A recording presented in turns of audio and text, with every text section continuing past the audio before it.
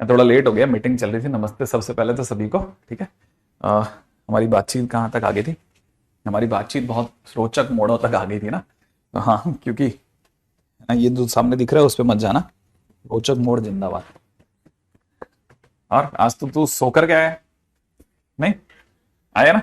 सच क्या? आया ना? वैसे तो तू तू सोए वगैरह आ जाता है। ठीक है, बस किसी तरह आ जाता है तू। तो मेरे को यहाँ से पता चलता रहता है। मैंने कहा यार ये आज फिर सोए बगैर आ गया। नहीं, फिर तेरे से कुछ भी पूछो ना तो वो ठीक है।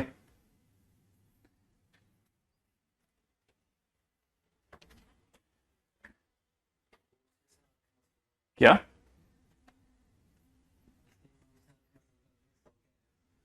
अच्छा, नहीं नहीं, ये नहीं, इसके चेहरे पे चमक है, आंखें एकदम साफ दिख रही हैं। वरना गड़बड़ हो ही जाता है।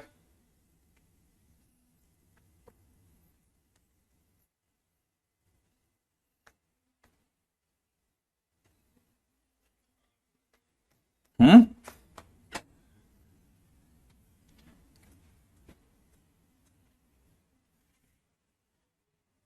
अरे क्या बात है! बबूना के नाम से, और नाम तुम्हारा असली उत्कर्ष है। अच्छा, बबूना तो बच्चे को भी कहते हैं, पता है? 37th रैंक आई है तुम्हारी। अच्छा, ग्रेट। अच्छा, पूरी अपनी कक्षा की टीम को धन्यवाद। वाह! ये हुई ना बड़े दिल वाली बात। अपनी सक्सेस में सबका अर्थ ढूंढा तुमने। गुड। हाँ।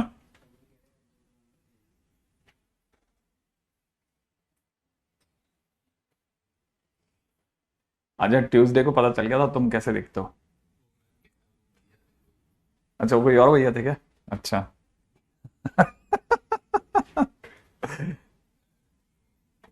हाँ, ये कैसे?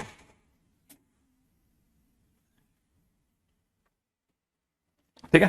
एनीवे, अपन चलते हैं आगे। मतलब पहले एक खाली जगह से होते हुए फिर इधर निकलते हैं। क्वेश्चन में दे रखा है। ठीक है।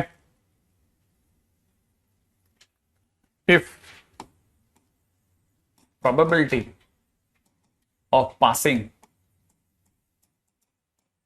In physics, chemistry and maths.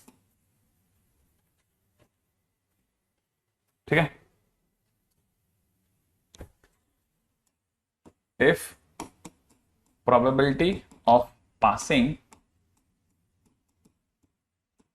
In physics, chemistry and maths is small p, small c and small m। ठीक है। एंड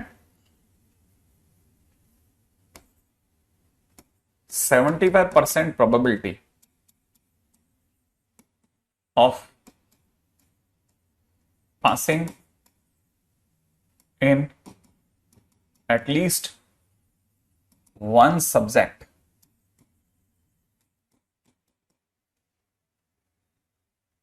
ठीक है। 50% probability in passing at least two subjects। two subjects।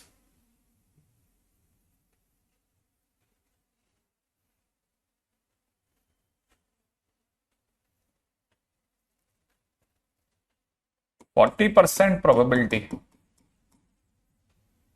in passing probability in passing exactly two subject। ठीक है। Then capital P ना, then small p plus c plus m is equal to 19/20। p plus c plus m is equal to 27/20। ठीक है। PCM multiplication is 1/4 and D none of these। ठीक है, obviously सी ये हो गया। अब बात करते हैं नन ऑफ दिस। अब स्टोरी क्या है वो पकड़ते हैं, बड़े ध्यान से धैर्य के साथ पूरी बात को समझते हुए पकड़ेंगे, ठीक है। ओके, क्या क्या है वो देखते हैं धीरे धीरे।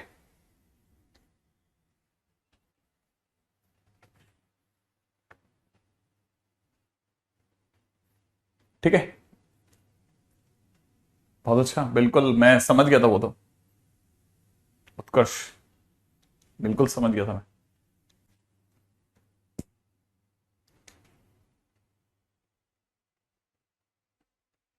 अच्छा,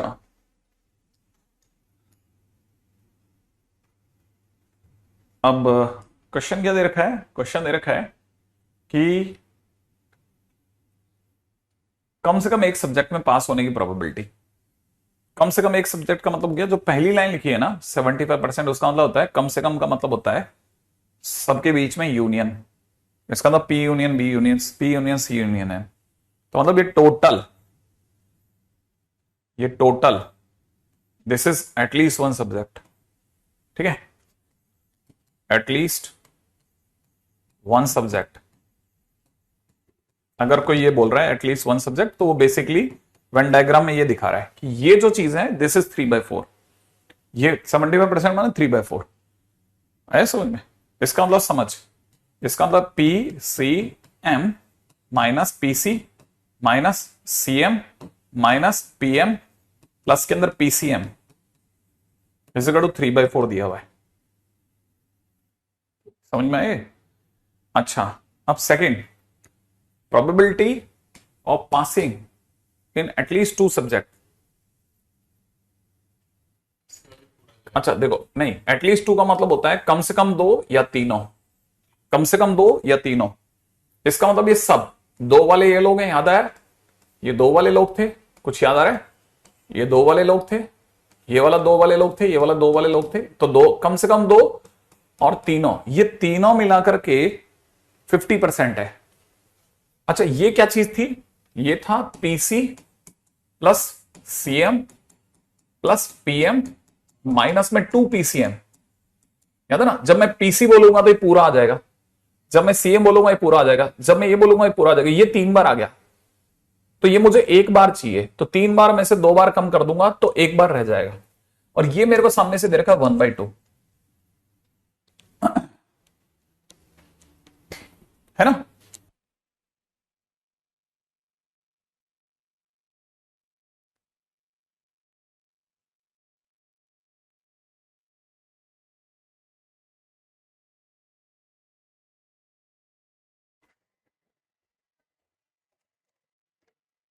अच्छा, नेक्स्ट, अब दे रखा है 40% प्रोबेबिलिटी है इन पासिंग इन एग्जैक्टली 2 सब्जेक्ट।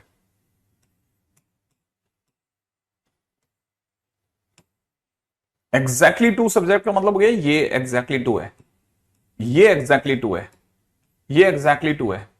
इसका मतलब सामने वाले ने PC plus CM plus PM ये करा होगा, तो ये सारे आगे हुए, उसमें से बीच वाला नहीं चाहिए, बिल्कुल नहीं चाहिए, तो ये 3 बार आ रहा था, तो इसे माइनस में 3 पीसीएम कर दिया। ये वाली वैल्यू दे रखी है 4/10 माने 2/5, 40%। ठीक है ना? अब जैसे ही हमारे को ये चीज यहां तक पकड़ में आ जाएगी ना, इन 3 से हमारे को अपने ऑप्शंस खोलने। अब मेरे को इन 3 से अपने ऑप्शन अपलोडेड है, अच्छा ठीक है, प्रोबेबिलिटी की शीट अपलोडेड है भाई, अपलोडेड है, ऐसा नहीं है अपलोडेड नहीं हो, ठीक है ना? अब यहां अपने को दिमाग लगाना पड़ेगा कि यार क्या किया जाए, अपने को यहां से कैसे जाए आगे। क्या किया जाए बताइए आप सब, इसके बाद व्हाट नेक्स्ट अपन कर क्या सकते हैं यहां के बाद?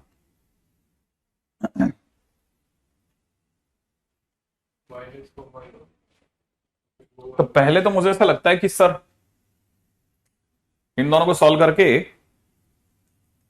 जैसे मेरा फेवरेट क्या होगा, मैं तो इसमें से घटाना चाहूंगा, लेकिन ना घटाएंगे तो भी इशू नहीं है ना, घटाएंगे तो मजा क्या आएगा, घटाते तो सब कट जाएगा, है ना?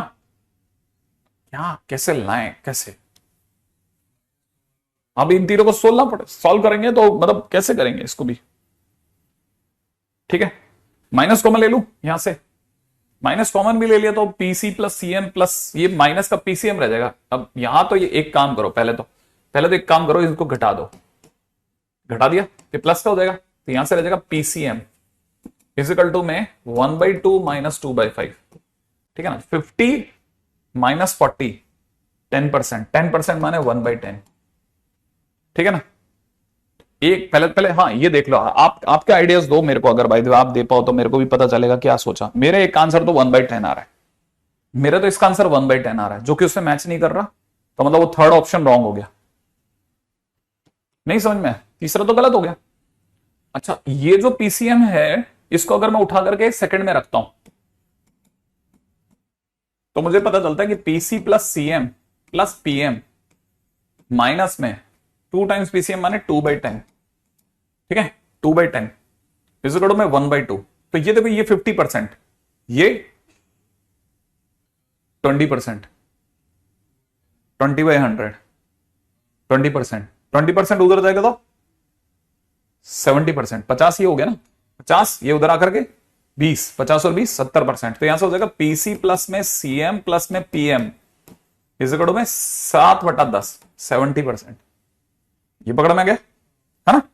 अब हमारे को क्या चाहिए, पीसीएम, ये अब फर्स्ट से चल रहा हूं, फर्स्ट इसको ले रहा हूं, ठीक है, P plus C plus M, ठीक है ना, माइनस में पीसीएम, माइनस में पीसीएम माने माइनस का 7/10, ये तीनों का, ठीक है ना, प्लस पीसीएम, पीसीएम की वैल्यू 1/10, और ये हमारे को दे रखी इतना, ठीक है, सोच लिया। तो बताओ साहब, P plus C plus M is equal कितना, ये 70%, ये 70%, ये 75, ये 70 में से 10 गया, ये 10%, तो 60% रह गया, 60 को उधर भेज दे, 75, तो 135% आ रहा है, 135/100। कोई है क्या ऑप्शन, 135 बाई इतना, क्या ये 5 से कटेगा क्या, हाँ ये तो 27 हो गया, 5 से कटेगा 20, 27/20, ऐसा मतलब B option is the right option. सही है आ गया आंसर, देखो है ना, तो ये बिल्कुल सही बात है। तो उम्मीद है कि आप में से कई बच्चों को पता चला होगा, ये एडवांस का क्वेश्चन है, आपको इससे पता चल गया होगा यार ये उतना मुश्किल नहीं है गेम। अगर आप थियोरेटिकली सही चल रहे हो ना, तो ये बिल्कुल भी मुश्किल गेम नहीं है ये, बस तकदीर अगर साथ है तो आपकी हिसाब से बैठ जाएगा, क्योंकि 3-3 प्रोबेबिलिटी है ये एक प्रोबेबिलिटी नहीं है, ये तीनों की मिला के प्रोबेबिलिटी है ये, इसलिए ये एक से ज्यादा हो सकती है, ध्यान रखना। अगर इंडिपेंडेंट में आ रही होती तो फिर भी, इंडिपेंडेंट में आ रही होती तो फिर भी सोची जाती कि एक से कम रखना है, ठीक है। नेक्स्ट पे बात करते हैं, आई थिंक बहुत ही काम की चीज है। हाँ ये वेन डायग्राम ही गेम है इसका पूरा, इस गेम का मतलब ही वेन डायग्राम है।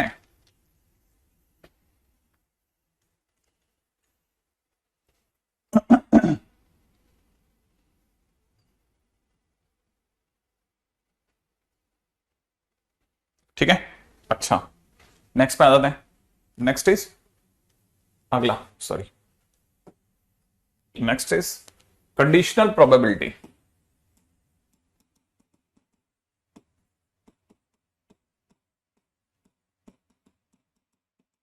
ठीक है, कंडीशन ऑफ प्रोबेबिलिटी, ठीक है। अब देखो ये कंडीशन प्रोबेबिलिटी क्या है, एक के होने के बाद, एक चीज के होने के बाद दूसरे के होने के क्या चांस है, ठीक है ना। तो ये क्या है ना, इट टॉक्स, है ना, अबाउट हैपनिंग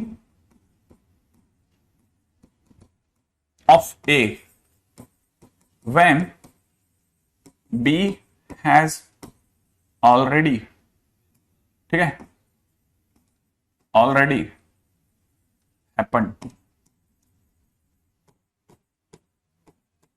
अगर बाय द वे B अगर हो चुकी है ना, तो उसके बाद, उसके होने के बाद A के क्या चांसेस है, B के होने के बाद A के क्या चांसेस है, अच्छा B के होने के बाद A के क्या चांसेस है।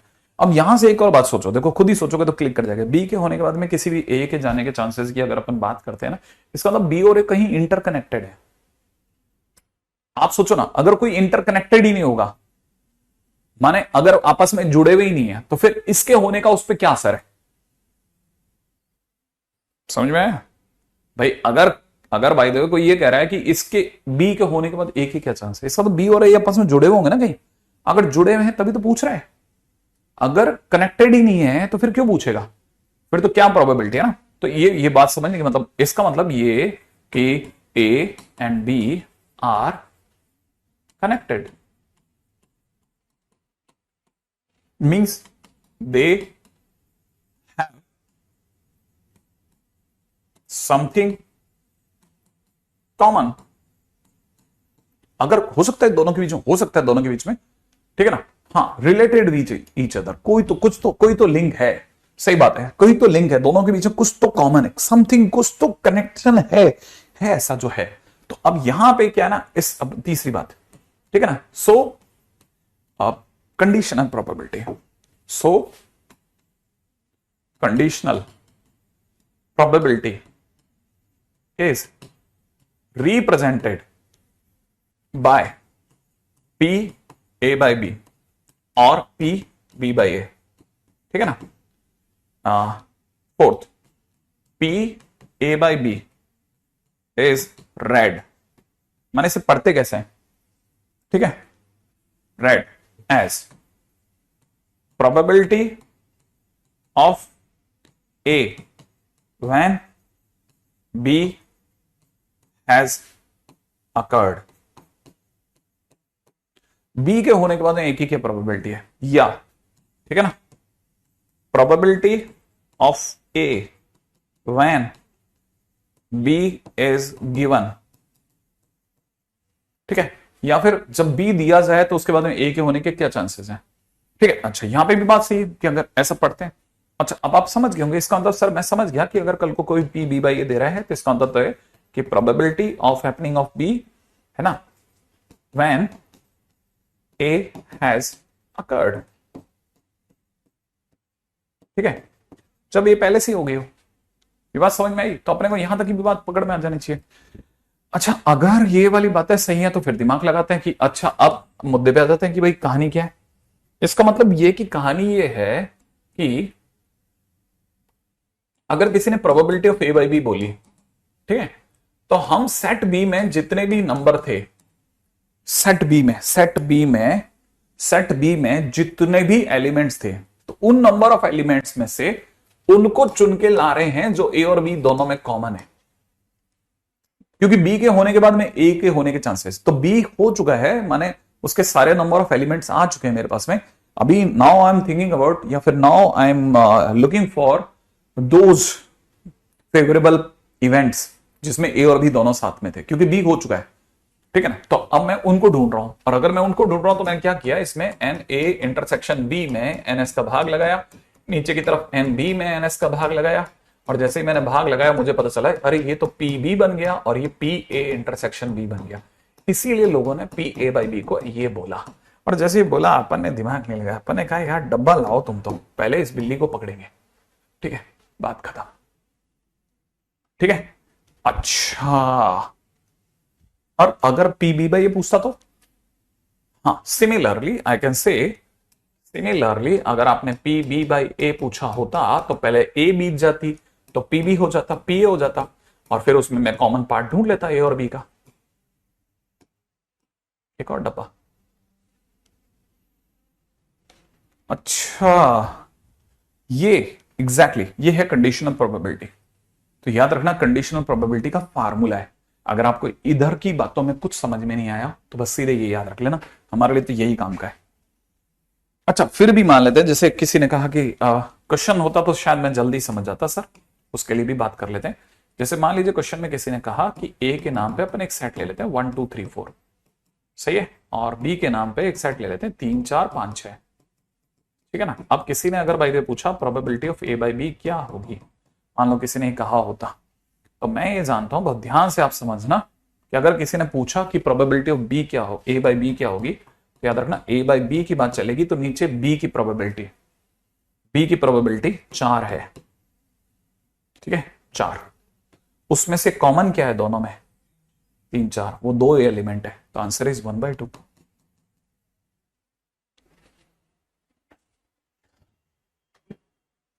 4 में से 2 चीजें कॉमन हैं, 4 में से 2 चीजें कॉमन हैं, बी में 4 है।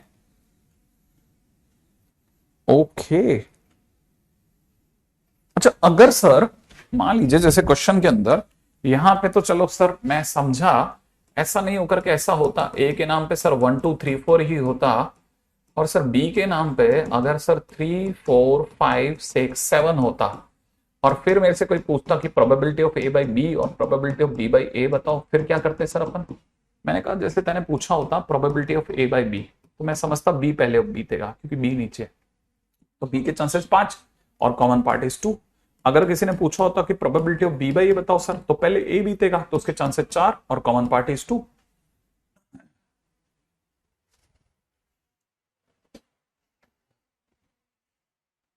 सही है।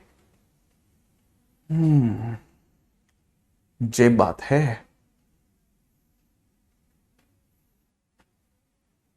अच्छा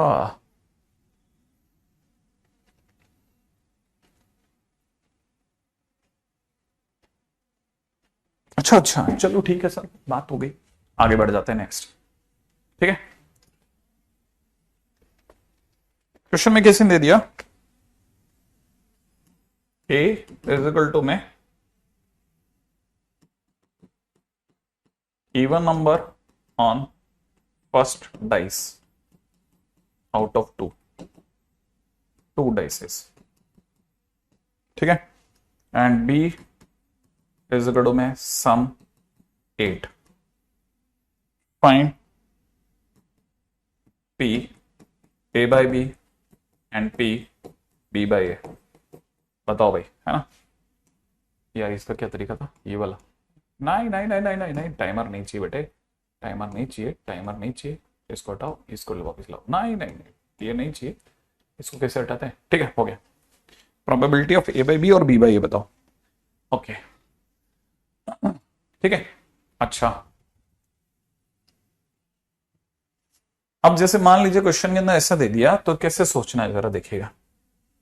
पहली चीज तो मैं ये समझ गया कि ए के नाम पे सामने वाला मुझसे 2 1 2 2 2 3 2 4 2 5 2 6 की बात कर रहा है, साथ में 4 1 4 2 4 3 4 4 4 5 4 6 की बात कर रहा है, साथ में वो मुझसे 6 1 6 2 6 3 6 4 6 5 और 6 6 की बात कर रहा है। नाउ अब क्या चाहता है?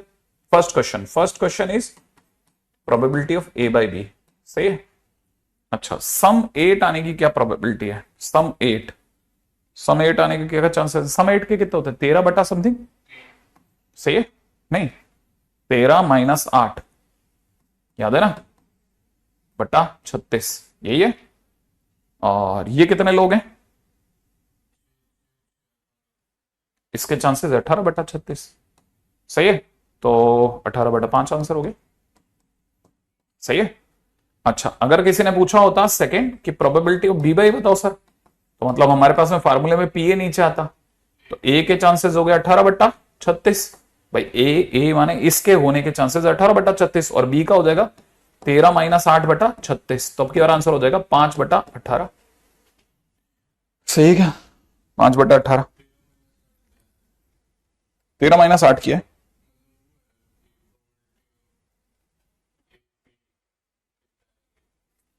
हाँ नहीं, सम तो हाँ, मेरे को नहीं पता, ये अगर गलत हो तो जल्दी बता, तेरे को क्या लग रहा है कि 8 तो, हाँ जो सही बता था, चल देखते हैं। ये हटा दूं मतलब तेरे लिए, थोड़ी सी देर के लिए हटा देता हूँ, चल अब बताता था, यहाँ पे बताओ, चलो अब मेरे को ये तो सुनना है आपसे, क्या मुझे बताओ तो सही, हाँ क्या, चल बता कैसे कैसे करें।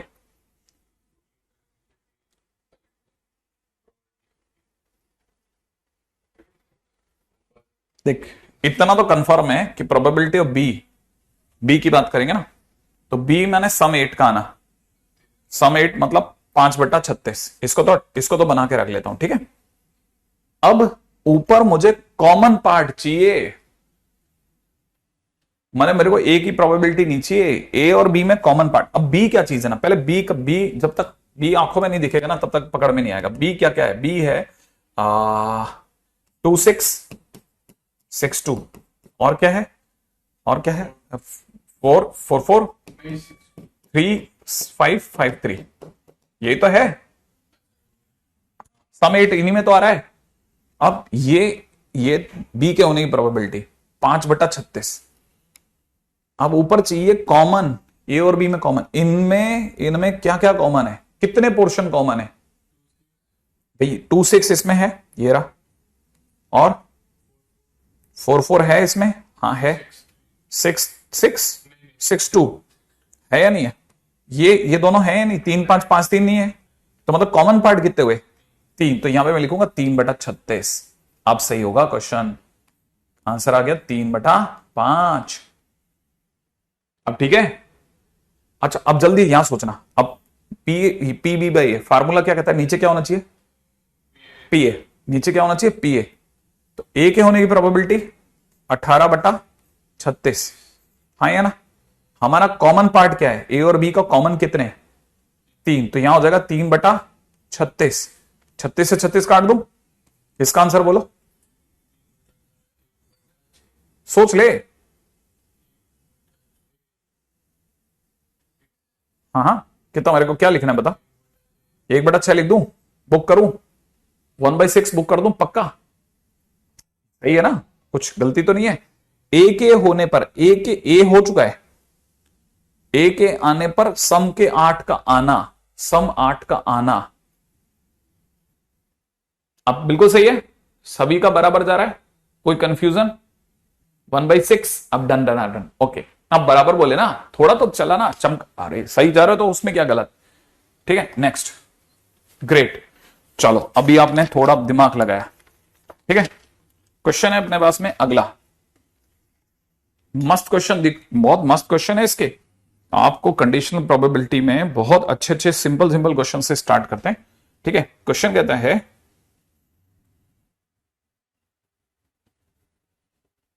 इफ, ठीक है,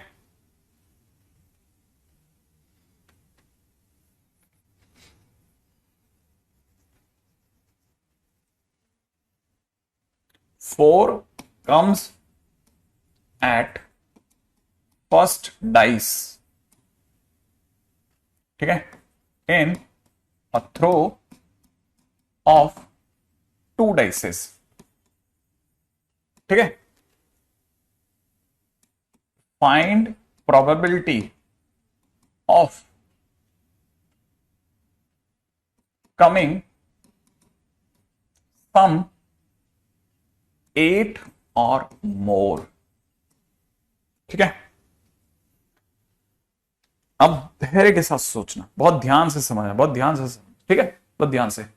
अगर 2 डाइसेस की थ्रो पर पहले पे 4 आता है, ये पहले पे 4 आता है, तो सम के 8 आने की क्या प्रोबेबिलिटी है, माने पहले एक घटना हो चुकी है, उसके बाद में ये होने की क्या प्रोबेबिलिटी है, समझ में आया। पहले एक इवेंट हो चुकी है, क्या इवेंट क्या है, पहले डाइस पे सम का 4 आना, नहीं पहले डाइसेस पे 4 आना, पहले पे 4 आना इज 1 इवेंट, एक पहली इवेंट हो चुकी है, अब उसके बाद में सेकंड के होने के क्या चांसेस है, क्वेश्चन ये है, ठीक है ना। तो बेसिकली ए अगर देखा जाए तो ए है 4 at first dice, 4 at first dice, पहली डाइस पे 4 के आते ही आपको पता चल जाएगा 4 1 4 2 4 3 4 4, ठीक है ना, और 4 5, ये मेरे पास में इवेंट हो गए, ठीक है ना, 4 6, तो मेरे पास में पहले पासे पे 4 आ जाए, इसके चांसेस समझ में आते हैं कि इसके चांसेस क्या होंगे।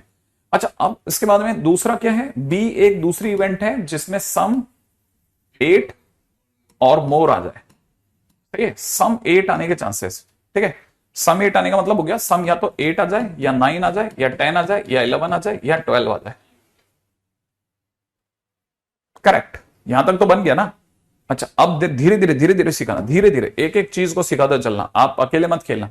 मान क्या रहा है, पहले कौन सी वाली इवेंट बीती भाई, पहले कौन बीता, ए सम, पहले कौन सी इवेंट बीती कि पहले पासे पे 4 आ गया, तो ए, और उसके बाद में हम बी को सर्च कर रहे हैं, तो हमारी तरह से आंसर हो जाना चाहिए, नीचे क्या हो जाना चाहिए, पी ए, ऊपर हो जाना चाहिए पी ए और बी में इंटरसेक्शन। सही बात है ना, परफेक्ट।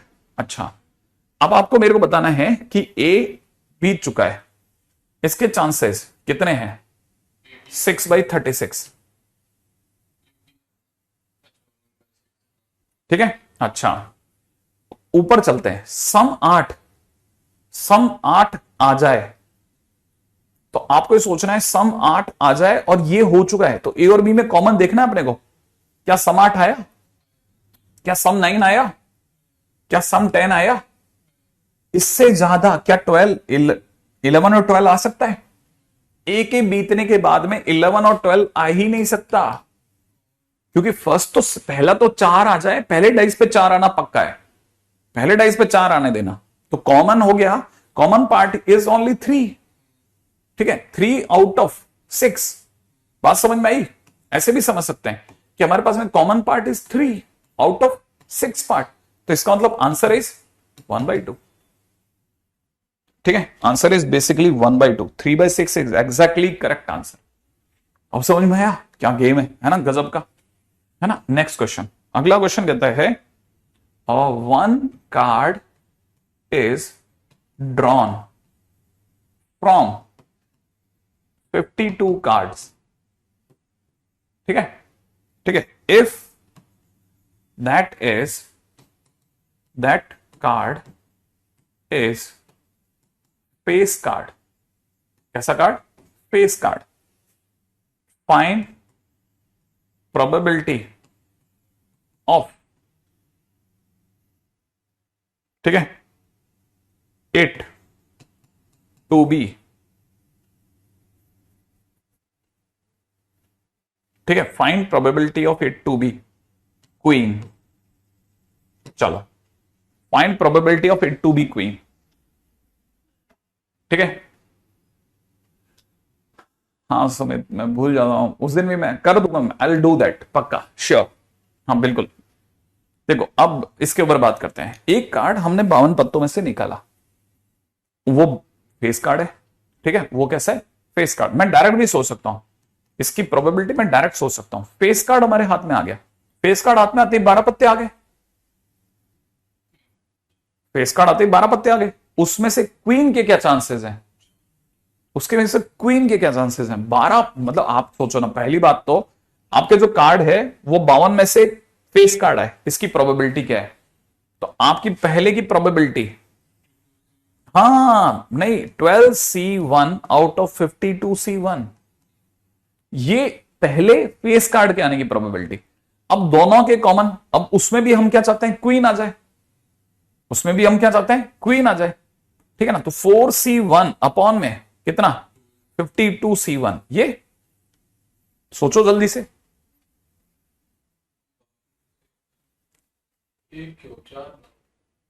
आराम से सोच के जवाब दो कि क्या आंसर आना चाहिए। क्वीन कितनी है, 4 होती है ना, तो 4 में से कोई एक क्वीन आ जाए, नहीं पकड़ में आया,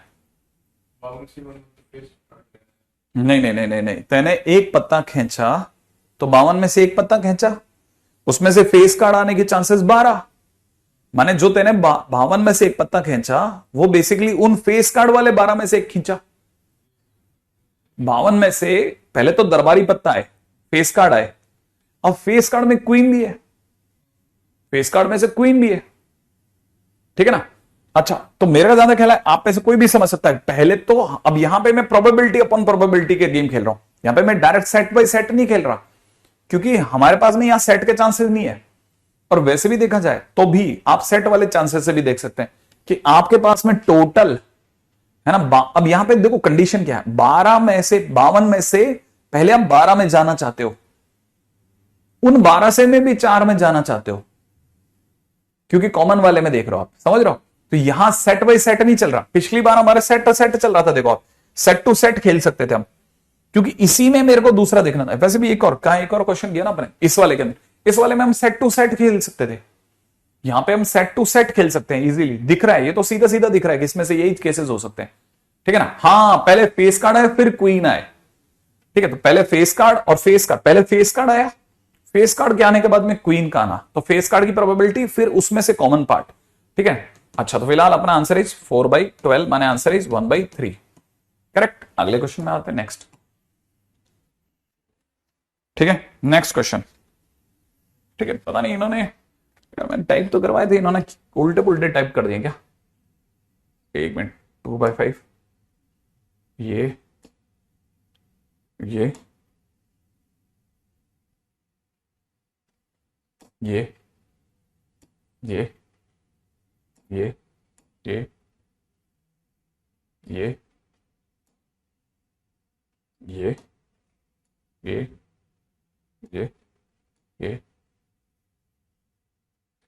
ये, ओके ओके, नेक्स्ट, ये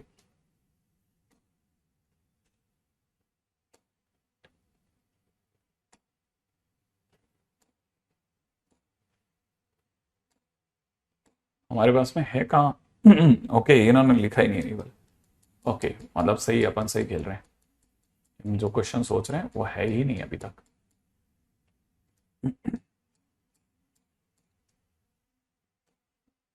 ओके, हाँ, नेक्स्ट क्वेश्चन तो बहुत ही अच्छा क्वेश्चन है, ठीक है। अगले क्वेश्चन में चलो, नेक्स्ट क्वेश्चन क्या कहता है, अ class has 45% student with brown hair and 25% student has brown eyes.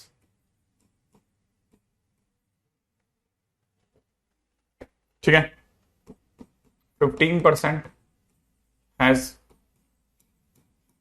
brown hair and brown eyes, both, ठीक है। if a student is randomly selected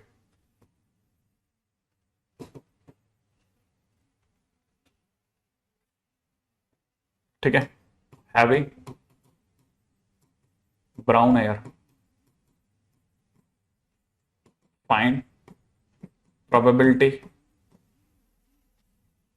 of him having brown eyes। मेरे को पता है तुम्हारे दिमाग में क्या चल रहा है, ठीक है नहीं ब्राउन मुंडे। अच्छा, अब जरा देखिएगा क्वेश्चन के अंदर साहब, एक क्लास है उसके अंदर जो 45% स्टूडेंट है उनके भूरे बाल हैं और 25% स्टूडेंट्स की भूरी आंखें हैं, 15% स्टूडेंट ऐसे हैं जिनकी भूरे बाल भूरी आंखें दोनों हैं, ठीक है। तो अगर एक स्टूडेंट को रैंडमली सिलेक्ट करा जाता है जिसके ऑलरेडी भूरे बाल हैं तो उसके भूरी आंखें होने की क्या चांसेस है, ठीक है ना। तो अब देख लेते हैं भाई, अब ऑब्वियस सी बात है, सीधी सी, ये सीधा गणित है, सीधा गणित। हमको क्या निकालना है, एक ऐसा बंदा चाहिए जिसके ब्राउन हेयर थे और वो ब्राउन आईज भी रखे, सही है। तो अगर by the way formula wise देखा जाए तो ब्राउन हेयर, भाई फार्मूला वाइज देखा जाए तो नीचे क्या आएगा, ब्राउन हेयर आएगा और ऊपर आएगा brown hair intersection brown eyes, ये तो आएगा। और अगर ऐसा आएगा, नहीं सोचने की जरूरत नहीं यार, बच्चों वाला क्वेश्चन है। ब्राउन हेयर के क्या चांसेस हैं, ब्राउन एयर 45% स्टूडेंट है ना, तो ये तो हो गया 0.45। अब ब्राउन हेयर और ब्राउन हाइज वाले कॉमन वाले कितने स्टूडेंट थे, 15, तो 0.15, आंसर 1/3, काम खत्म।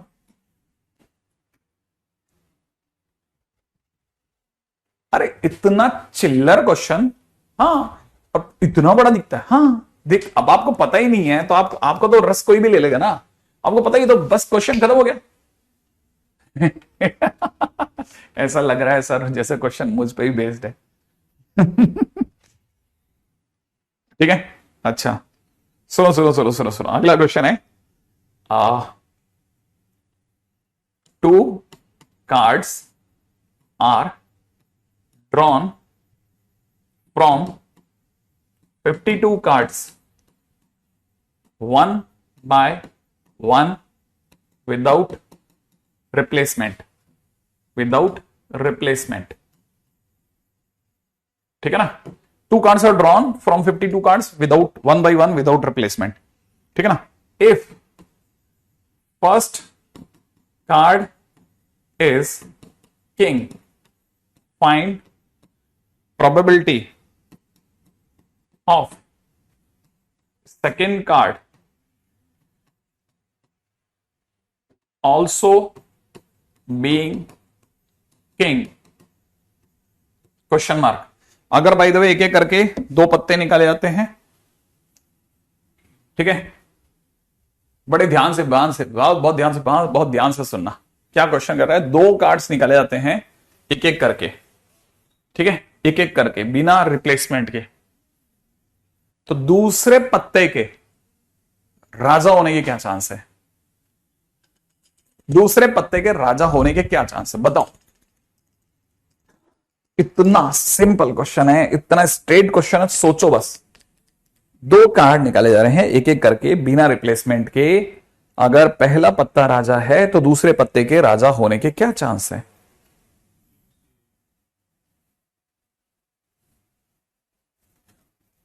अगर पहला पत्ता राजा है तो दूसरे पत्ते के राजा होने के क्या चांस है।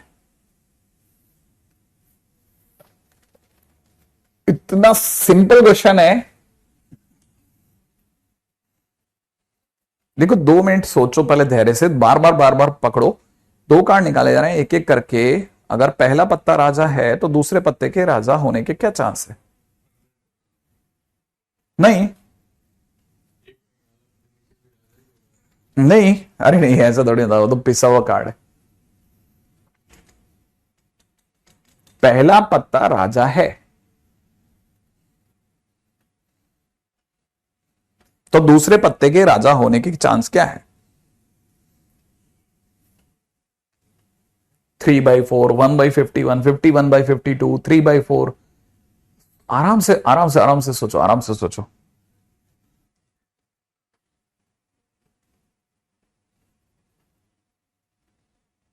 पहला पत्ता राजा है, पहला पत्ता राजा है, ओके, दूसरे पत्ते के राजा होने के क्या चांस है। लॉजिकली सोचो तो एक लाइन का भी नहीं है यार क्वेश्चन, मतलब देख के मैं यहीं से यूं ही बता सकते हैं आप। पहला पत्ता राजा है ना, तो दूसरे पत्ते के राजा होने के क्या चांस है। हाँ 1/, नहीं ऐसा नहीं, तुक्का नहीं मारना। कैसे सोच रहा है वो बता। एक तो निकल गया, वो तो कंफर्म निकल गया कि वो राजा है। हाँ तो दूसरे पत्ते के राजा होने की क्या चांस है। एक पहला तो राजा है, पहले पत्ते के राजा होने के चांस 4/52। पहले पत्ता के राजा होने के चांस कितने हैं, 4/52 है। दूसरे पत्ते के राजा होने के क्या चांस है, वो क्या सोचना है। पहला पत्ता तो कंफर्म है 4/52। हाँ तो दूसरे पत्ते के राजा होने के क्या चांस है, 3/51। सही बात है ना। वही तो, अब उसने क्या बोला कि find the probability second card also being king. पहला पत्ता राजा है उसके चांस 4/52 और दूसरे पत्ते के राजा होने के चांसेस 3/51। बात खत्म। अच्छा अब किसी ने कहा सर इस बार तो आपने कंडीशन प्रोबेबिलिटी लगाई नहीं। हाँ, अरे तो सोचो, अगर 4/52 नहीं आता, अगर 4/52 नहीं आता तो 3/51 कहां से आता। क्या मेरी बात समझे या नहीं। ये बात समझ में आई आपको। अगर ऐसा नहीं होता तो दूसरा कैसे आता। सोचो लॉजिकली यार, ये तो अलग ही चीज है। एग्जैक्टली बहुत अलग चीज है। आप सोचोगे तो दिख जाएगा आपको। नहीं पकड़ में आया। पहला पत्ता 4/, अच्छा मान लिया अगर पहला पत्ता राजा नहीं होता, ठीक है ना, तो दूसरे पत्ते के राजा होने के क्या चांस होते? 4/51। अगर पहला पत्ता राजा नहीं होता तो दूसरे पत्ते के राजा होने के क्या चांस होते? 4/51, 4/51। नहीं समझ में आया? हाँ, अब 51 में से 4 तो चांस है, यहां पे 51 में से 3 चांस है इसके। पहला पत्ता राजा था इसीलिए तो 3/51 है।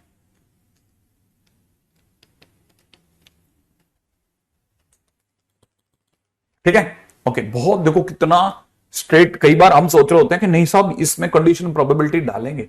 अब वैसे डालने का तरीका होता, पता है, जबरदस्ती तो अपन रख सकते हैं, लेकिन क्या है वो 1/1 और ये जो है ना 1/1 विदाउट रिप्लेसमेंट, ये थोड़ा अभी आपके लिए क्रिटिकल है। अभी आपके लिए क्रिटिकल है, ठीक है ना, अभी आपके लिए क्रिटिकल है। क्योंकि अब इसमें क्या है, देखो जरा यहां समझने की क्या चीज है। ये दोनों डिपेंडेंट इवेंट है, ठीक है ना। पहले पत्ते के राजा आने के बाद, पहले पत्ते के राजा आने के बाद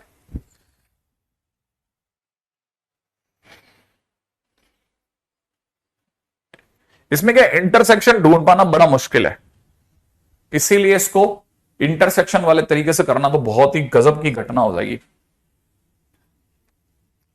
ठीक है, अच्छा खैर फिलहाल 4 कार्ड कहां से आया? कहां लिखा 4 कार्ड? कौन सा 4 कार्ड? किंग के कितने कार्ड होते हैं? 4, वहां से आया।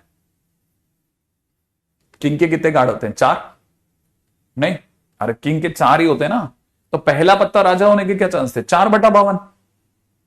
पहला पत्ता अगर राजा नहीं होता तो 4/52 कहां से आता? नहीं आता ना, तो 4/52 आ चुका है। अब दूसरे पत्ते के राजा होने के क्या चांस है? 3/51। ओके, एनीवे क्लियर, ठीक है। ओके, नेक्स्ट पढ़ते हैं ना। अब ये जो भी चीज हम पढ़ते हैं ना, हम जितना भी पढ़ रहे हैं, ये जो प्रोबेबिलिटी, कंडीशन प्रोबेबिलिटी पढ़ रहे हैं ना, इन सबके पीछे जो है वो काम कर रहा होता है ना तर्क, वो बहुत काम का है, और उसका नाम है जनरलाइज्ड। ठीक है ना, ये बहुत काम की चीज है कि आपको ये पता हो कि, ठीक है, generalized multiplication theorem, multiplication theorem, ये है काम की चीज। ठीक है, जनरलाइज मल्टीप्लिकेशन थ्योरम। ये जनरलाइज मल्टीप्लिकेशन थ्योरम को हम लोग प्यार से जीएमटी बोलते हैं। ठीक है, ये हमारे बेसिक जो है, हमने जो अभी कंडीशन प्रॉपर्टी सीखी उसका बेसिक मीनिंग यहां है। और वो क्या कहता है कि अभी अभी आपने सुन लिया था कि भाई पी ए बाई बी जो होता है वो एक्चुअल में पी ए इंटरसेक्शन बी, ठीक है, P A intersection B upon में पी बी होता है। हाँ सुन लिया था। तो इसका मतलब ये कि आप इसके बाद में आप ये कह सकते हो कि P A intersection B is equal में P B into P A by B होगा। हाँ कह सकते हैं। या दूसरी बात ये कि अगर आपको किसी ने कह दिया कि पी बी बाई ए जो होता है ना, वो आपने सुना था कि वो basically P B by A का मतलब होता है ए का होना, और ए के होने के चांसेस हो जाएंगे पी ए, और पी ए के होने पर पी ए बाई बी का निकलना इज द आंसर। तो अगर किसी को जरूरत पड़े तो क्या हम इसको क्रॉस मल्टीप्लाई कर सकते हैं कि P A intersection B is equal में पी ए इंटू में पी बी बाई ए, ऐसा बोल सकते हैं? हाँ बोल सकते हैं, क्या प्रॉब्लम है? ठीक है ना। अब कई बच्चों के दिमाग में आता है सर फिर तो पी ए बाई बी का तो भाई सर, ठीक है ना। अब देखो कईयों के दिमाग में आता है कि ये प्रायिकता की गुणन प्रमेय है ना बेटा, प्रत्यक्ष। अब देखो ये देखोगे तो इसको समझो, पी ए इंटरसेक्शन भी लिखा है तो इसका मतलब देखो P A into P V by. कईयों के दिमाग में सर दोनों ही फार्मूले क्या? हाँ डिपेंड करता है पहले कौन सी इवेंट हुई है। अगर ये वाला फार्मूला तो तब यूज करना जब बी पहले हुई है, ये वाला फार्मूला तब यूज करना जब ए पहले हुई। तो आपके लिए तो बहुत ही सिंपल है, दोनों ही फार्मूले बराबर। ये इसमें कर क्या रहे हैं? मल्टीप्लाई कर रहे हैं। तो देखो अब जरा इसे पढ़ेंगे कैसे। देखो किसी ने पूछा पी ए इंटरसेक्शन बी, तो हम बोलेंगे पी ए इंटरसेक्शन बी का मतलब ए हो जाए, पहले तो ए हो जाए उसके चांस, फिर ए के होने पर बी के होने के चांसेस, फिर ए के होने पर बी के होने के चांसेस, या फिर बी हो जाए और बी के होने पर ए के होने के चांसेस। हम इसे दोनों तरीके से देखते हैं। ठीक, तो पहली दो चीजें तो सबसे पहले आप ये पकड़ लो कि इसका मीनिंग ये है, राइट है। सबसे पहले तो ये वाली बात। अब इसके बाद में बढ़ते हैं आगे। नेक्स्ट, अगर सर मेरी तकदीर थोड़ी तेज काम कर जाए और कोई मुझसे सर पी में ए इंटरसेक्शन बी पूछ ले तो क्या होगा? ठीक है ना। अगर किसी ने पूछ ली कि एबीसी तीनों के होने के चांसेस क्या होंगे, तो मैं उसे कहूंगा कि एक एक करके चलते हैं। पहले ए हो, ठीक है ना, फिर ए के होने पर, ठीक है ना, फिर ए के होने पर बी हो जाए, यही ना, बड़े ध्यान से सोचना। पहले ए हो जाए, फिर ए के होने पर बी हो जाए, फिर ए और बी दोनों के होने पर, क्योंकि अब ए और बी दोनों हो चुके हैं, ए और बी दोनों के होने पे सी हो जाए। अच्छा ठीक है, तो सर यही फार्मूला है। मैंने कहा नहीं, अब इसे सॉल्व कर सकते हैं। कैसे? इसको ऐसा लिख सकते हैं, P A, P B by A का मतलब होता है नीचे पी ए और ऊपर होता है पी ए इंटरसेक्शन बी। अच्छा, और इसका क्या मतलब होता है? पी ए इंटरसेक्शन बी का, इसका मतलब होता है नीचे पी ए इंटरसेक्शन बी और ऊपर हो जाएगा P A intersection B intersection C. Sir फिर ये तो इसको काट देगा, ये इसको काट देगा और ये मैच कर देगा। हाँ, तो ये सही लिखा है, मतलब ये सही लिखा है। ओ, ये सही तो लिखा है, नहीं है ऐसा? अच्छा, इसका मतलब आप ये कहना चाहते हो कि जैसे कल को किसी ने चार चार इवेंट के एक साथ होने की बात पूछी, A intersection B intersection C intersection D, तो हम एक एक करके उठाएं। पहले ए होगा, हाँ, फिर ए के होने पर बी होगा, फिर ए और बी दोनों के होने पर सी होगा, फिर ए बी सी तीनों के होने पर डी होगा। ये हो गया। ओ ओ ओ ओ, ऐसा? हाँ ऐसा। पहले धीरे धीरे धीरे धीरे एक एक पक्ष पकड़ो, कैसे क्या समझना है।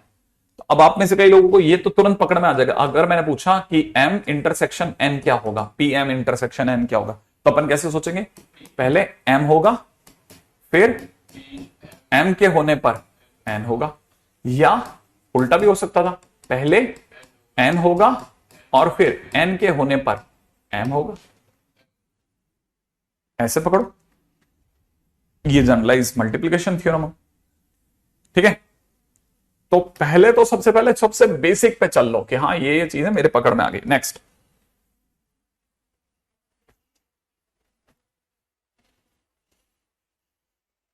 ठीक है। अच्छा, इसमें हमेशा क्वेश्चन में जाने से पहले चेक कर लेना कि चीजें एक के बाद एक हो रही हैं कि नहीं हो रही हैं। जैसे मैंने हर बार अपन क्या बोल रहे हैं, ए होगा, ए के होने पे बी होगा, बी के होने पे बी, ए और बी के होने पे सी होगा। तो ऐसा इवेंट्स एक दूसरे के बाद अकर हो रही हैं कि नहीं हो रही, ये देखा जाना बहुत जरूरी है, ध्यान रखना, ठीक है ना। अच्छा अच्छा, अब यहां पे भी बहुत बहुत काम की चीज निकल के आती है, और वो बहुत काम की चीज है, उसका नाम है इंडिपेंडेंट इवेंट। इंडिपेंडेंट इवेंट, ठीक है। इंडिपेंडेंट इवेंट क्या चीज है? नाम से पता चलता है कि चीजें एक दूसरे पे डिपेंड नहीं कर रही है, ठीक है। तो अपन ऐसे भी समझ सकते हैं कि जब ए के होने का बी पे कोई फर्क ना पड़े या बी के होने का ए पे कोई फर्क ना पड़े, तो हम कह सकते हैं A and B are independent to each other, ठीक है ना। When occurrence of one event does not, ठीक है, does not impact to another, then they are independent event. Independent events. अगर एक चीज के होने का दूसरे पे फर्क ही ना पड़े, ऐसा कैसे हो सकता है सर, कोई चीज का किसी पे फर्क ना पड़े?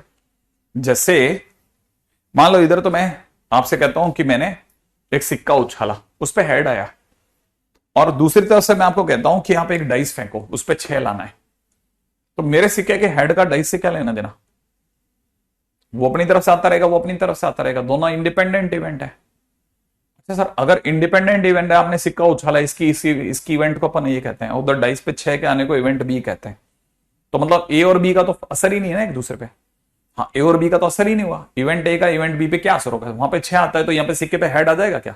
नहीं, क्या लेना देना, 6 का हेड से क्या लेना देना, कोई लेना देना ही नहीं है। तो मतलब एक इवेंट जब दूसरे पे असर ही ना डाले, मतलब ये नहीं, अगर बाय द वे एक इवेंट का होना दूसरे को रोक दे, जैसे मान लो अपने सिक्के पे हेड आया, तो हेड क्या आते, टेल रुक गया, समझ रहा हूं। अगर हेड आने पर टेल रुक गया, क्योंकि हेड आ गया तो टेल नहीं आएगा। अगर एक इवेंट दूसरे को आने ही ना दे, तो हम कहते हैं म्यूचुअली एक्सक्लूसिव है। एक इवेंट दूसरे को होने ही ना दे तो हम कहते हैं म्यूचुअली एक्सक्लूसिव है, लेकिन एक इवेंट का दूसरे पे असर ही ना हो तो हम कहते हैं इंडिपेंडेंट इवेंट है। इंडिपेंडेंट इवेंट होने पर दोनों में आपस में कुछ भी कॉमन नहीं है, नथिंग शेयर्ड। तो आप यहां पे भी समझ सकते हैं कि इंडिपेंडेंट इवेंट होने पर कई बार ए इंटरसेक्शन बी, ठीक है ना, ए इंटरसेक्शन बी फाई हो जाता है। अच्छा, कोई जरूरी नहीं है कि दो अलग अलग इवेंट में ही हो, एक दो अलग अलग इवेंट में ऐसा कोई जरूरी नहीं है। ऐसा भी हो सकता है जैसे मान लीजिए कि हमने एक डाइस को फेंका, उस पर 6 आया, उसी डाइस को दोबारा फेंका, उसमें 5 आ गया, तो ये दोनों इवेंट भी एक ही डाइस पे खेली गई।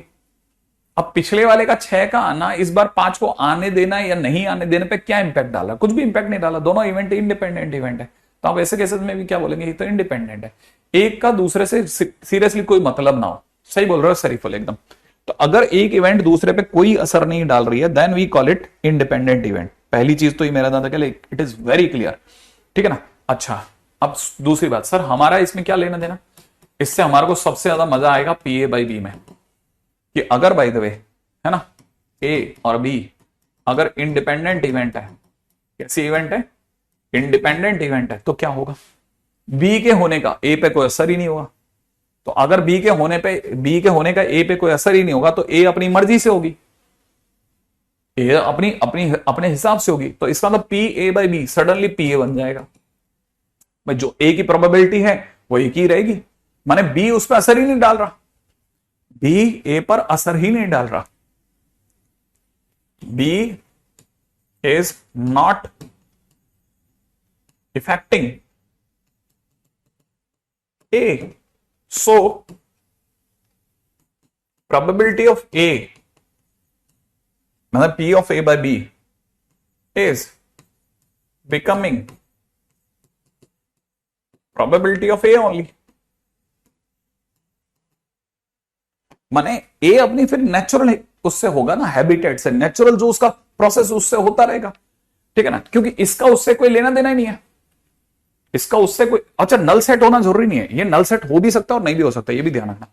अपन ये नहीं कहेंगे कि ए और बी हमेशा नल सेट होंगे, नहीं, ए इंटरसेक्शन बी हमेशा नल सेट होंगे ये कोई जरूरी नहीं है, ठीक है ना। नल सेट हो चाहे नहीं हो, लेकिन असर नहीं होगा एक दूसरे पे, हाँ कोई मतलब ही नहीं होगा, ठीक है। क्योंकि नल सेट होने का मतलब होता है कि दोनों डिसजॉइंट थे, एक ही इवेंट पे होते दोनों डिसजॉइंट थे, लेकिन यहां तो दो अलग अलग इवेंट है,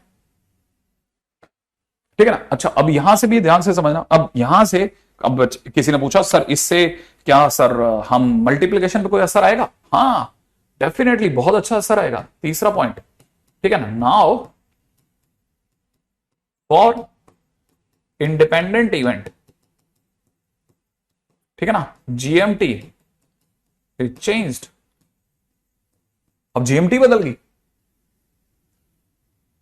ठीक है, अब जीएमटी बदल गई। कैसे बदल गई जीएमटी? अब तक जनरलाइज मल्टीप्लिकेशन थ्योरम हमारे को ये कहती थी कि अगर by the way A intersection B है तो ए होगा, पहले तो अपन ये लिखते थे ना, क्या लिखते थे कि ए होगा, और फिर लिखते थे ए के होने पर बी होगा।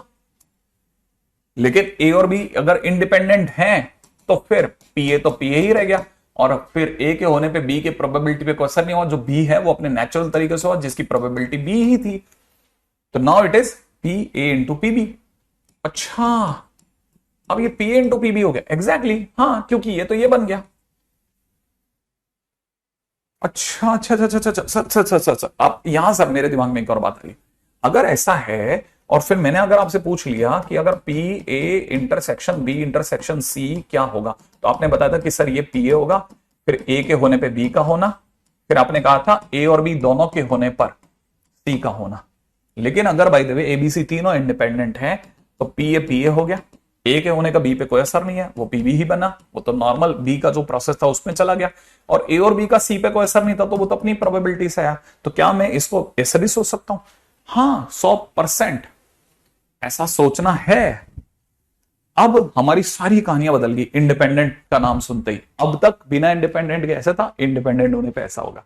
अच्छा, फिर लोगों के दिमाग में और नई बातें हैं, लोगों ने कहा ना इसमें मजा नहीं। मैं तेरे को एक और मस्त बात बताता हूं। लोगों ने कहा क्या कि यार तेरे को याद है कि तैने सुना था पी ए यूनियन बी जो था है ना, वो था P A plus P B minus में पी ए इंटरसेक्शन बी। हाँ सुना था। अगर ए और बी अगर इंडिपेंडेंट है तो अब से, ठीक है ना, P A intersection P A union B क्या हो गया, सोच, पी ए हो गया, पी बी हो गया, और ये अगर इंडिपेंडेंट इवेंट है तो ये P A into P B हो गया। ओ, ये तो कहानी बिल्कुल चेंज हो गई। हाँ, ये पूरी तरह से चेंज हो गई। इंडिपेंडेंट इवेंट बहुत बड़ी खुली हवा लेके आया कि रुको रुको रुको, हमारी तरफ से सब बदलो, ठीक है। अच्छा, ये बात है, हाँ ठीक है। अच्छा, अब दूसरी बात पे बात करते हैं।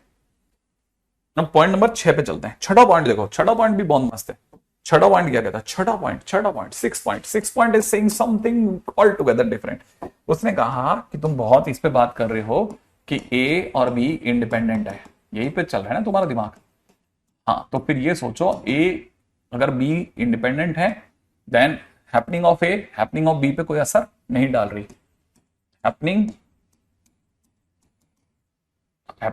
ऑफ ए ठीक है, not make impact on happening of B मतलब ए के होने का बी पे कोई असर नहीं है। अगर ए के होने का बी पे कोई असर नहीं है तो फिर सर ए के नहीं होने का मतलब ए और बी अगर इंडिपेंडेंट हैं तो ए डैश और बी भी इंडिपेंडेंट हो गए, और मैं तो कहता हूं ए और बी डैश भी इंडिपेंडेंट हो गए, और मैं तो कहता हूं ए डैश और बी डैश भी इंडिपेंडेंट हो गए।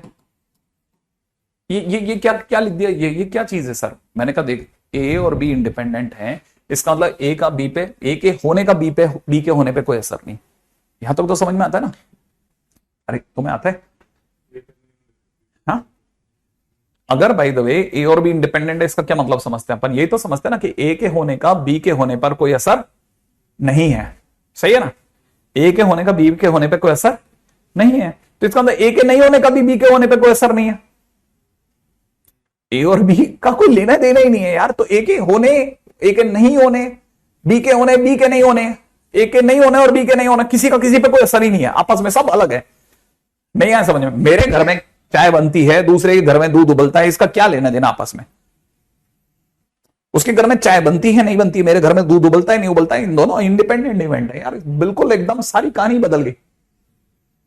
नहीं समझ में आया, सारी कहानी इंडिपेंडेंट होगी भाई। क्या होता है ना, कई बार बच्चा ये सोचता है कि सर ने तो यही बोला था, इस पे कैसे खेल गए, इस पे क्यों नहीं खेलेंगे यार, हम तो हर उस जगह खेलेंगे जब तू नहीं था। हाँ बिल्कुल सही बात है, होने की डिपेंडेंसी नहीं है तो नहीं होने की भी डिपेंडेंसी खत्म हो गई भाई, सब तरह की डिपेंडेंसी खत्म हो गई, अब खेल ही बिगड़ गया। देखो कितनी छोटी बात है, लेकिन पता है ना, पता चलता है कि अगर हमने इस पे बात नहीं करी होती, ठीक है ना, ठीक है, अगर हमने इस पे बात नहीं करी होती तो क्वेश्चन तो भाई बहुत बुरी तरह बिगड़ते। हाँ, क्योंकि हम कर रहे हैं इसलिए कर रहे हैं, है ना। अच्छा अच्छा अच्छा अच्छा अच्छा अच्छा अच्छा अच्छा अच्छा अच्छा अच्छा अच्छा, अब सपोज करो, है ना, point number 7, A1 A2 A3 dash AN, ये सब क्या है, इंडिपेंडेंट इवेंट है। ठीक है, थोड़ा बात बढ़ाते हैं, ठीक है। और क्वेश्चन में किसी ने पूछा कि probability of happening none of them,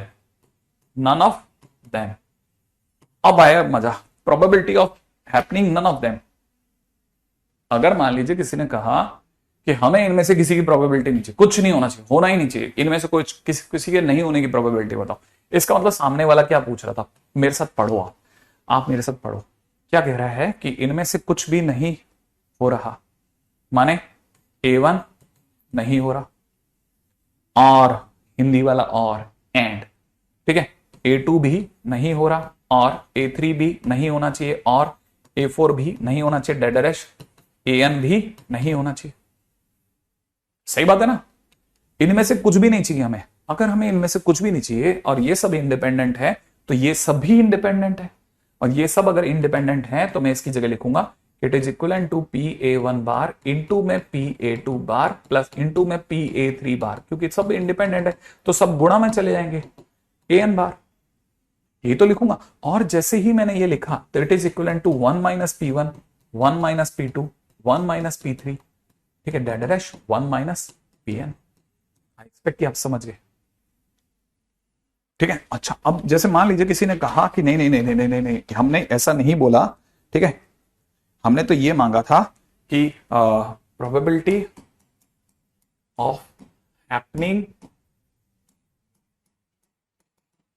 ठीक है ना, एटलीस्ट वन ऑफ देम, इनमें से कम किसी एक की प्रोबेबिलिटी तो हो यार। अब जैसे ही उसने एटलीस्ट बोला, अब एटलीस्ट बोलते दिमाग में चलेगा यार एटलीस्ट कैसे करते थे, एटलीस्ट कैसे लाते थे, एटलीस्ट कैसे लाते थे। अब याद रखना एटलीस्ट वन ऑफ देम। अब आपको ये खेल आना चाहिए, ये खेल नहीं आया तो आएगा ही नहीं मजा, ये खेल आना चाहिए, आपको पता होना चाहिए ये एटलीस्ट वन शब्द जो है ना, ये यूनियन की निशानी है। मैं बार बार बोलता हूं, अब आप पहली बार इसको गहराई से सीख रहे हो कि A1 union A2 union A3 union dash AN union.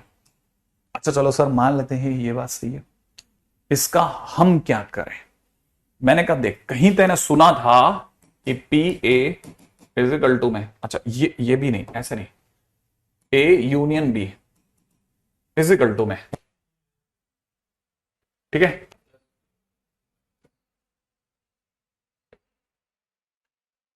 इसको कैसे देखा जाए, PA यूनियन B को हम अगर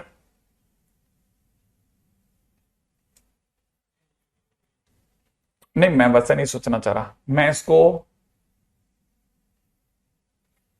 एटलीस्ट वन ऑफ देम,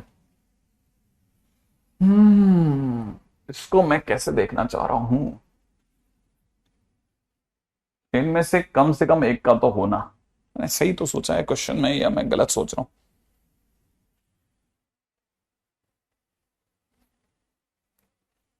अच्छा ओके ओके ओके ओके, हाँ ऐसा सोच सकते हैं बिल्कुल, ठीक है।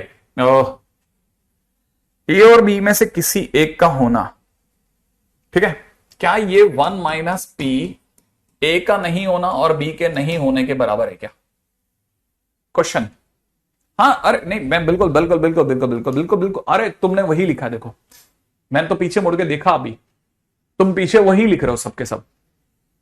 क्या आप इससे सहमत है क्या कि ये जो लिखा जा रहा है, ये जो लिखा जा रहा है सही है। मैं तो वेन डायग्राम से सीखूंगा सर, मैं तो भूल ही गया इसका क्या मतलब होता है। पहले सोचते हैं PA क्या था, ये A ये B, A बार क्या होता है सर, A बार ये होता है A के बाहर का A बार, अच्छा ये A बार होता है सर। B बार क्या होता है, B बार जो B के बाहर बार है वो होता है, ओके ये सब B के बाहर वाला। अब सर इनका इंटरसेक्शन क्या है,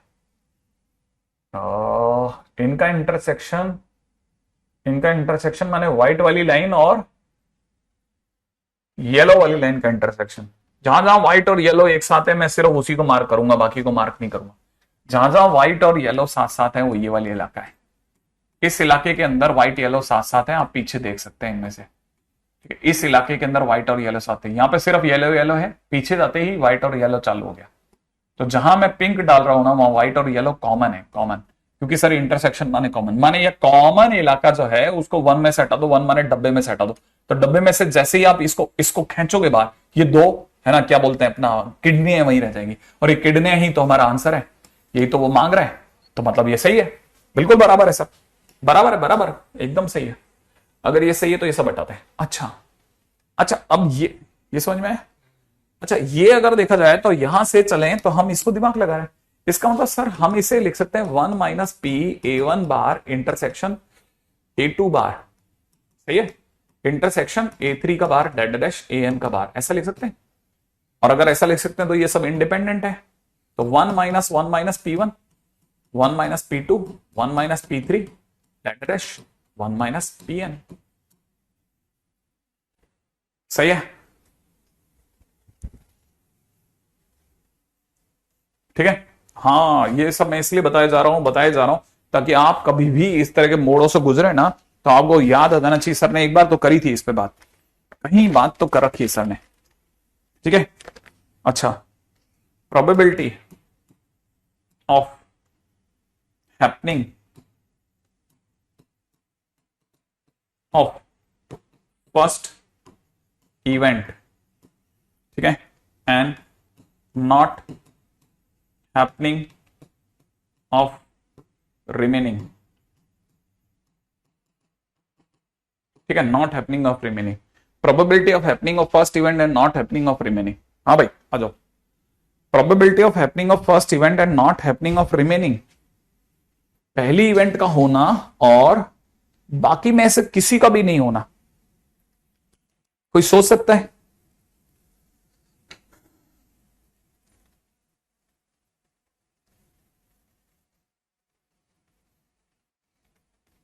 दिमाग में आता है? पहली हो और बाकी कोई ना हो और सारी इंडिपेंडेंट है। नहीं, पहली और बाकी कोई नहीं होनी चाहिए भी, और इंडिपेंडेंट और है। तो देख कैसे लिखेंगे, P1 1 minus P2 1 minus P3, ये सब को रोक दिया, 1 माइनस Pn, काम खत्म। पहला हुआ और बाकी सबको रोक दिया। नहीं अरे इंडिपेंडेंट है, ये नॉर्मल इवेंट नहीं है, ठीक पहली को ही होने देना है।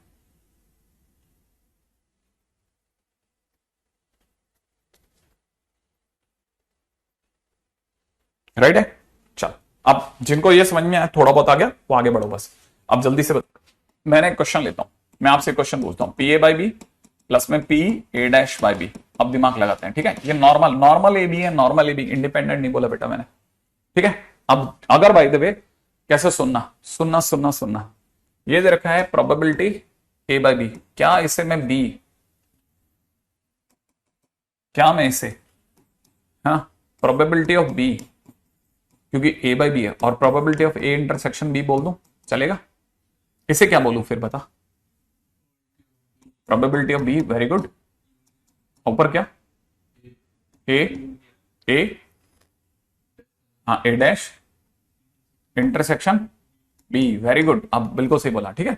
अब सुनना सुनना सुनना, वेन डायग्राम में आता है, ये ए है बेटा, ये बी है, पहले बता ए डैश दिख रहा है, ए डैश होते ही मैं ए को छोड़ के मार्क कर दूं सब जगह, देख ले सही कर रहा हूं मैं, ए को छोड़ दिया मैंने, आया ना। अब मुझे इसको किसके साथ इंटरसेक्ट करना है, बी के साथ, बी दिख रहा है बेटा, बी बी है ना, बी दिख रहा है ना, बी वाले पार्ट को मैं पहले कलर कर देता हूं, ठीक है, बी वाले पार्ट को मैं बी को कलर कर देता हूं, बी को, ये बी है ना, पूरा कर दिया कलर। अब बता, व्हाइट और व्हाइट वाला पार्ट और पिंक वाला पार्ट एक साथ कहां है, दिख गया तेरे को? ना ना ना ना ना ना ना ना, बी देखो, सोच सोच के बोलना, कौन सा पोर्शन दिख रहा है, ये वाला पार्ट, ये वाला पोर्शन जहां पे व्हाइट और पिंक दोनों एक साथ है, वो ये वाला पोर्शन है।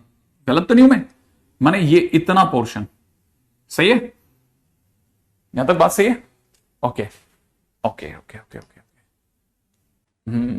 यहां तक बराबर है, ठीक है। अच्छा,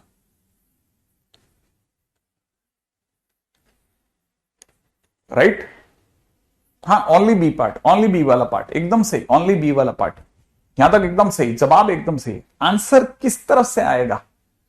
अब इसके बाद में व्हाट एग्जैक्टली मेरे को इसके बाद क्या करना चाहिए? मैं ज्यादा से ज्यादा एलसीएम ले लूं, एलसीएम कितना होगा, पीबी, ऊपर क्या होगा, A intersection B, probability of A intersection B, plus में यहां पे probability of A dash intersection B. अब मेरे को समझाओ सीन क्या है। अच्छा, ये मेरे को कईयों ने बताया कि सर ये जो होता है ना, ये जैसे आप ए डैश इंटरसेक्शन बी बोल रहे हो, दैट इज ओनली बी, ये वाला ना, ओनली बी, पक्का? ओनली बी का मतलब ये हो गया कि सर आप इसे लिख सकते हो पीबी, पीबी, पीबी में से कॉमन वाला हिस्सा हटा दो, तो minus P of A intersection B लिख सकता हूं इसको मैं। अगर मैं यहां लिख सकता हूं तो आप में से कई लोगों को यह भी समझ में आएगा कि ये लिखा हुआ है सर पी ए, आंसर आएगा किसी का? अरे वाह, किसका है? प्रीतम का आंसर आ गया भाई साहब, मैं वही देखना चाहता था, किसी ने आंसर दिया क्या? प्लस इसकी जगह पर मैं लिख रहा हूं P B minus P A intersection B, upon में नीचे कितना, पीबी, पी, ये दोनों कट गया, तो आंसर इज 1, क्वेश्चन खत्म।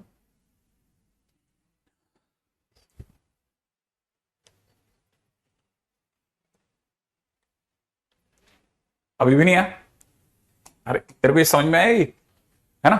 हाँ, अब नहीं, मैंने फिर बोला ना, इंडिपेंडेंट नहीं लेना बेटा, इंडिपेंडेंट नहीं लेना गलती से भी, ठीक है? बिल्कुल भी इंडिपेंडेंट जब तक मैं नहीं बोलू ना तब तक नहीं लेना चल करके, ठीक है? अच्छा चलो, अब अगला क्वेश्चन सुनो, अगला क्वेश्चन, ठीक है? अगला क्वेश्चन इज समथिंग लाइक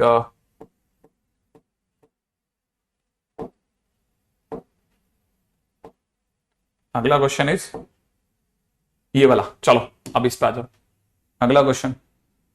हाँ भाई, अगले क्वेश्चन में आ जाओ जल्दी से। इसके ऑप्शंस हैं मेरे पास में, ऑप्शंस भी हैं इसके, ठीक है? इसके ऑप्शंस है मेरे पास में, it is less than equal to 1/4, it is greater than equal to 1/4। अगले ऑप्शन में दे रखा है greater than equal to 1/2 and less than equal to 1/2। बता क्या आंसर सही रहेगा? इतना गजब क्वेश्चन है, आईआईटी में आया हुआ क्वेश्चन है, एडवांस का क्वेश्चन है, ठीक है? और बच्चों ने पता नहीं क्या मुंह से छोड़ा होगा, तो वही जानते हैं।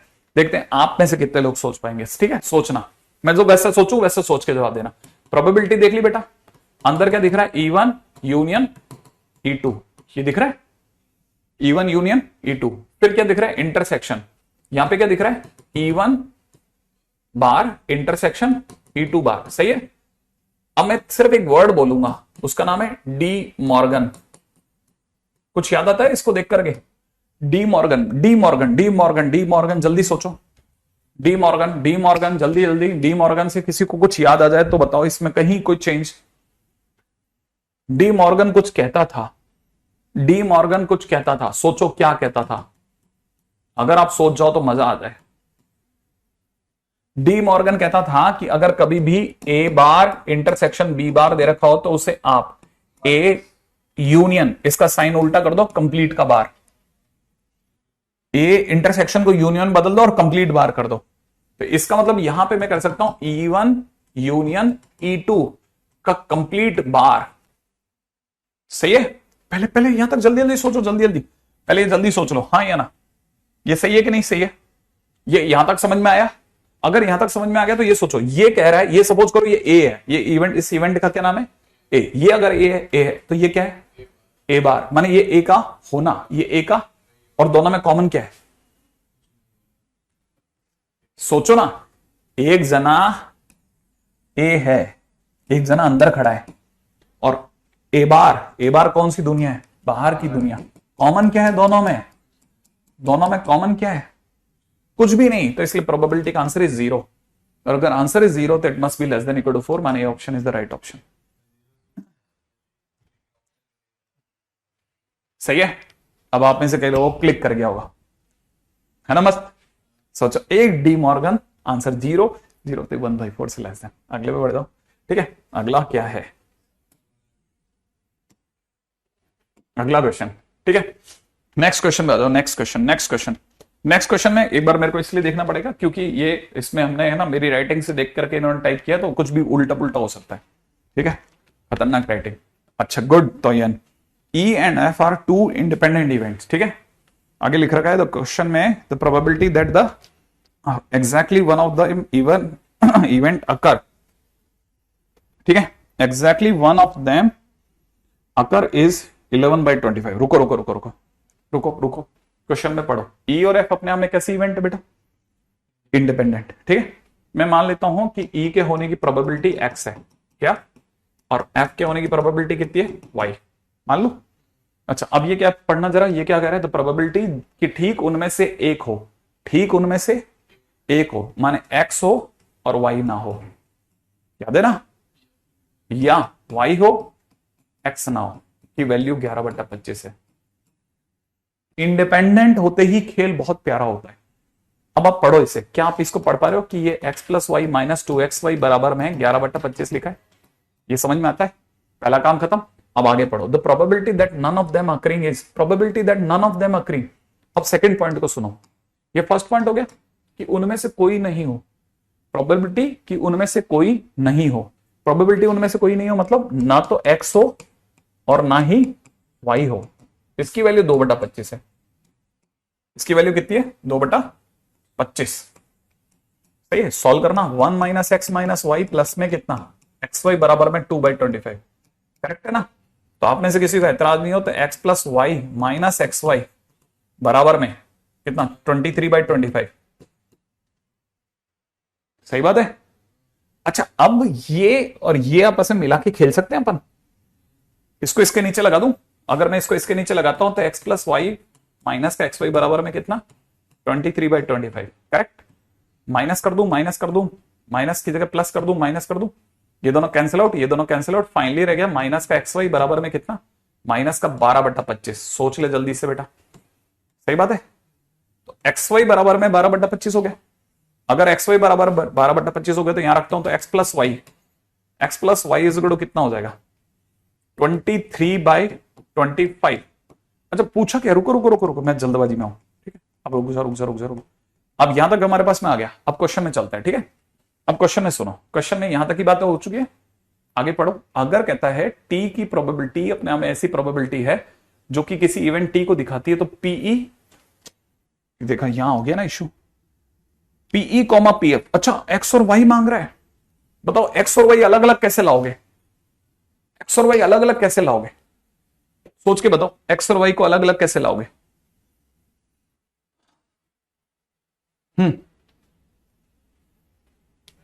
सोच देख, पहला तो एक्स वाई को यहां रख दो, तो एक्स प्लस वाई की वैल्यू कितनी आ गई बेटा 23/25 प्लस एक्स वाई की वैल्यू कितनी आ गई, आंसर बोल 35/25। क्या ये दो अलग अलग इवेंट है, ये अलग है प्रोबेबिलिटी, ये अलग है प्रोबेबिलिटी। दो प्रोबेबिलिटी का सम एक से ज्यादा हो सकता है, दो का तो हो सकता है ना, एक का तो नहीं हो सकता। दो है ना, ये तो दो का सम तो हो सकता है ना एक से ज्यादा। अच्छा अब जैसे मेरे को पता चला, सोच दो नंबर ऐसे हैं, आप खुद सोचो, बच्चों का गेम है, दो नंबर ऐसे हैं जिनको जोड़ने पे 35 आता है और मल्टीप्लाई करने पे 12 आता है। 5 और 7 का कुछ तो जुगाड़ है सर। आराम से सोच के देखो, आराम से सोचो, आराम से। एक्स की वैल्यू क्या रखी जाए कि मल्टीप्लाई करें ये आ जाए, मल्टीप्लाई ना करें वो आ जाए। अच्छा ये भी ध्यान से सोच लेना बहुत अच्छे से, एक्स कितना होगा और वाई कितना होगा। मैं एक्स के नाम पे ले लेता हूं 3/5,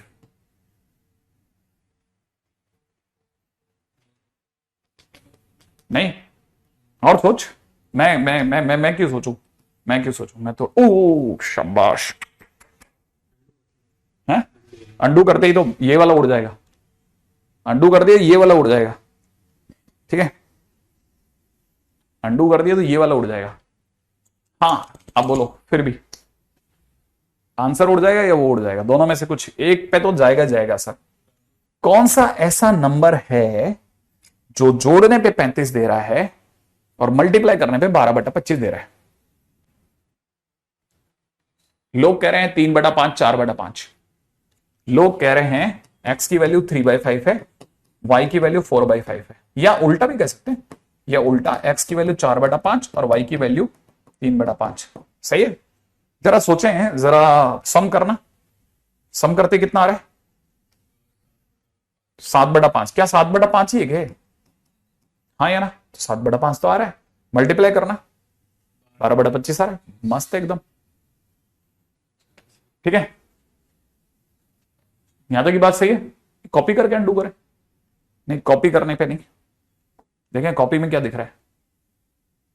अगर कॉपी करते हैं तो ओ कॉपी करने पे कुछ नहीं दिख रहा भाई। ठीक है यूजलेस, ये हटता भी नहीं। चलो जाने दो है ना, फिलहाल अगले पे चलते हैं अपन। अगला हाँ भाई जल्दी आओ जल्दी, लास्ट के 2-4 मिनट जो भी है उनमें खत्म करते हैं। क्या मिल लग गया भाई, ये कह रहा है कि प्रोबेबिलिटी ये कह रहा है कि probability of x upon Y is equal to में 1/2 है। ये कह रहा है कि probability of y by X is equal to में दे रखा है 1/3, और साथ में एक मस्त बात बोल रहे हैं कि x इंटरसेक्शन y भी हमसे ले लो 1/6 है। तो हमने कहा रुको रुको रुको, तुम ये कहना चाह रहे हो कि प्रोबेबिलिटी x बाई वाई, तो कईयों को याद है कि सर ये तो x intersection y upon P Y लिख रखा है। सोचो यही दे रखा है ना। अच्छा इसमें से इसकी वैल्यू कितनी है 1/6 अपॉन में कितना P Y is equal to में कितना बेटा 1/2, तो क्रॉस कर दूं यहां पे कितना हो जाएगा, पी वाई की वैल्यू हो जाएगी 2/6 माने 1/3। ठीक है अच्छा ये इसको लिखते हैं तो ये क्या लिखेंगे, P X intersection Y upon में नीचे कितना पी एक्स बराबर में कितना 1/3। अब देखो जरा, P X intersection Y is 1/6 upon में कितना P X is equal to में कितना 1/3। क्रॉस मल्टीप्लाई करता हूं तो क्रॉस मल्टीप्लाई करते 3 उधर गुणा होगा, तो पी एक्स बराबर में हो जाएगा 1/2। ओके, अब मेरे को थोड़ा थोड़ा आइडिया पड़ गया। अच्छा, अब क्वेश्चन में कहीं इंडिपेंडेंट इवेंट बोली है? नहीं बोली, लेकिन चेक करने को बोला है। चेक करने को बोला है ना, इंडिपेंडेंट है कि नहीं है वो चेक करना है। तो कैसे चेक करते हैं? चेक करने का तरीका बहुत सिंपल है। अगर x intersection y is equal to में px इंटू पी वाई साबित हो गया, ठीक है ना, अगर ये ट्रू है, अगर ये ट्रू तो इंडिपेंडेंट हो जाएगी। अच्छा, इसकी वैल्यू कितनी आ रही बेटा? एक बड़ा चेक, px की वैल्यू कितनी आई, उसकी वैल्यू कितनी आई, तो ये तो बराबर है, माने मैं कहूंगा बी ऑप्शन तो सही है। बी ऑप्शन तो एकदम जबरदस्त है, 30% हो गया। अच्छा, एडवांस का क्वेश्चन है ये भी, ठीक है। अच्छा, अब ये तो गलत हो गया, पी गलत हो गया। अच्छा, यूनियन में क्या होगा? मैंने ऐसा सुना है इंडिपेंडेंट इवेंट में sir P X union Y जो होता है वो होता है पी एक्स प्लस में पी वाई माइनस में P X into P Y. कुछ याद आ रहा है? अच्छा, ये हमारा पी एक्स कितना आ गया बेटा? 1/2। ये कितना आ गया? 1/3। ये कितना हो गया? 1/6। लसअपा हो गया 6, ठीक है ना। तो ऊपर की तरफ हो जाएगा 3 + 2 - 1, बोले तो 4/6, बोले तो 2/3। ओ, ये तो सही है सर, ए भी सही हो गया। ओ रे, good good good good good. अच्छा सर, ये जो डी है, जो डी दे रखा है पी एक्स बार इंटरसेक्शन वाई, सर ये भी तो इंडिपेंडेंट होगी, तो इसको सर हम लिख सकते हैं पी एक्स बार इंटू में पी वाई। हाँ, क्यों नहीं लिख सकते सर? ये तो 1 - 1/2 हो गया, और पी वाई कितना हो गया? पी वाई हमारा कितना है? पी वाई 1/3 है सर, ये भी 1/6 हो रहा है, तो ये रॉन्ग हो गया। अब आप बताओ, क्या आप बताइए, ये एडवांस है, हम इसे कैसे छोड़ दें? आप बताओ कैसे छोड़ दोगे आप? एडवांस का क्वेश्चन है तो ये छोड़ने लायक है? ये छोड़ने लायक है कि कहां से छोड़ने लायक? क्यों छोड़ने लायक है? अगर हम ये कहते हैं प्रोबेबिलिटी में, मैं तो खुद कहता हूं प्रोबेबिलिटी अगर बिल्कुल पहली नजर में समझ में आ जाए यार ये तो अपने हिस्से का खटखट मारूंगा, ठीक है, तो मारना क्वेश्चन को, और अदरवाइज छोड़ देना तुरंत। देखो, मैंने अगर ये इजी था तो इससे पिछला वाला भी इजी रहा, उससे पिछला वाला भी, अरे उससे पिछला वाला भी इजी था, अरे अपना कहां पिछला वाला कौन था इसे, ये भी इजी था। फिर तो कहां चले गए हमारे क्वेश्चन? कितने करते हैं हम? करते ही जरा से क्वेश्चन है, दिखते और नहीं है। हाँ ठीक है, ये भी इजी था फिर तो। तुम्हारा नाम अमन कुमार सिंह है और तुम अपना नाम शरीफुल कर अगर चल रहा। गुड, एनीवे जो भी है अच्छा है। मेरा वॉइस ना, अरे ठीक है, जरूर देखता हूं। ठीक है, चलिए अब शीट अपलोड हो गई, उसको थोड़ा बहुत देखना चालू कर दो, है ना।